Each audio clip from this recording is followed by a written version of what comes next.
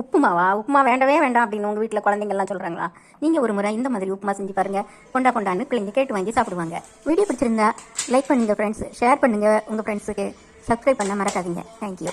வாங்க வீடியோக்குள்ளே போகலாம். முதல்ல இதுக்கு தேவையான பொருட்கள் என்னென்னு பார்த்துக்கலாம். நான் 2 கிளாஸ் ரவை எடுத்திருக்கேன். ஒரு பெரிய பல்லாரி வெங்காயம், 3 பச்சை மிளகாய், ஒரு சிறிய துண்டு இஞ்சி, கடுகு, உளுத்தம்பருப்பு, கொஞ்சம் தேங்காய் துருவல், தேவையான அளவு எண்ணெய், அவ்வளவுதான். முதல்ல ரவையை சட்டியில் போட்டு நல்லா வறுத்துக்கலாம். எண்ணெய் விடணும்னு அவசியம் இல்லை. ஓரளவு நல்லா வறுத்த பிறகு வறுத்த ரவையை எடுத்துகிட்டு அதில் 3 டீஸ்பூன் எண்ணெயும் விடலாம். ஆனால் தேங்காய் எண்ணெய் விட்டிங்கன்னா ரொம்ப சுவையாக இருக்கும். கடுகு உளுத்தம்பருப்பு தாளிச்சிட்டு எண்ணெயை சூடு பண்ணி கடுகு உளுத்தம்பருப்பு தாளிச்சிட்டு அதுக்கப்புறம் அதில் வெங்காயம் பச்சை மிளகாய் நம்ம நறுக்கி வச்சதெல்லாம் போட்டு நல்லா வதக்கிட்டு 2 கப்பு ரவை எடுத்தோம்னா 2 கப்பு தண்ணி ஊற்றணும். கொஞ்சம் எண்ணெய் கூட ஊற்றிக்கலாம். 2 கப்புக்கு 2 கப்பே போதுமானதாக இருக்கும். இல்லைன்னா 2.25 கப்புக்குள்ளே எடுத்துக்கோங்க.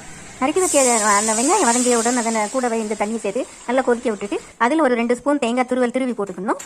உப்பு ஒரு தேவையான அளவு சேர்த்துக்கணும். சேர்த்துட்டு அதுக்கப்புறம் தண்ணி நல்லா கொதிச்ச பிறகு ரவையை ஒரு பேப்பரில், நான் சொல்கிற மாதிரி வீடியோவில் காட்டியிருக்க மாதிரி பேப்பரில் வச்சுட்டு ஒரு கையில் தட்டிக்கிட்டே ஒரு கையில் கிண்டணும். இதுதான் கிண்ட வேண்டிய முறை. நீங்கள் மொத்தமாக தட்டிட்டு கிண்டுனீங்கன்னா அது களி மாதிரி ஆயிரும் உப்புமா. அதனால் தயவு செஞ்சு அப்படி பண்ணாதீங்க. இது மாதிரி ஒரு கையால் தட்டிக்கிட்டே ஒரு கையால் கிண்டுங்க. கிண்டி கடைசியில் நல்லா இது மாதிரி நல்லா வெந்து நல்லா உதிரியாக வரும் இந்த உப்புமா. ஒரு முறை இது மாதிரி செஞ்சு பாருங்கள். ரொம்ப டேஸ்ட்டாக இருக்கும், நல்லாயிருக்கும். தயவு செஞ்சு எல்லாரும் ட்ரை பண்ணி பாருங்கள்.